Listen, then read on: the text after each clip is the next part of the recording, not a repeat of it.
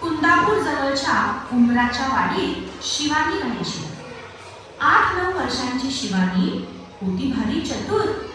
शाळा, घर, शेत व बाजार येथील मुले माणसे सगळेच तिच्यावर खुश असायचे.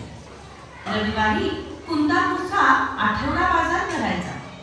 शेतातील भाजी विकायला शिवानीचे आईबाबा जायचे. सुट्टीमुळे सोबत शिवानीही जायची. शिवानी आईबाबांना हिशेबात मदत करायची आणि अधूनमधून बाजारात चक्कर मारायची. भजी किंवा भेळ खाणे हा तिचा आवडता उद्योग होता. एका रविवारी अशीच फिरत फिरत शिवानी बाजारातल्या मिठाईच्या दुकानापाशी आली. मिठाई पाहत ती सहज उभी होती.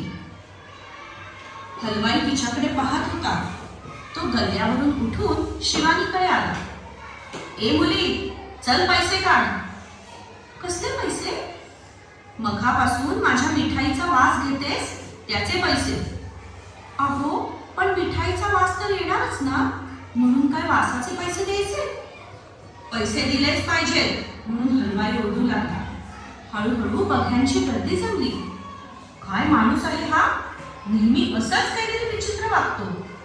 वासाचे पैसे? खुळाच दिसतोय. शिवानीला काहीतरी सुचलं. ठीक आहे, थांबा, मी पैसे घेऊन येते असे म्हणून गर्दीतून वाट काढत ती आईबाबांकडे निघाली.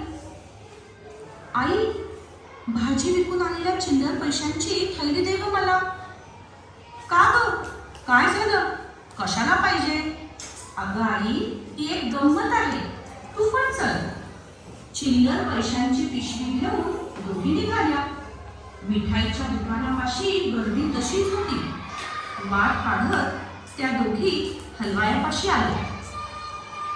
हातातली चिल्लरची पिशवी शिवानीने वाजवली. एकदा, दोनदा, तीनदा खुळ आवाज आला. गर्दीतले लोक शांत होऊन ऐकत होते. मिळाले पैसे? कसले पैसे? कुठे मिळाले? अहो, तुमच्याकडून मी काय घेतलं? मिठाईचा वास.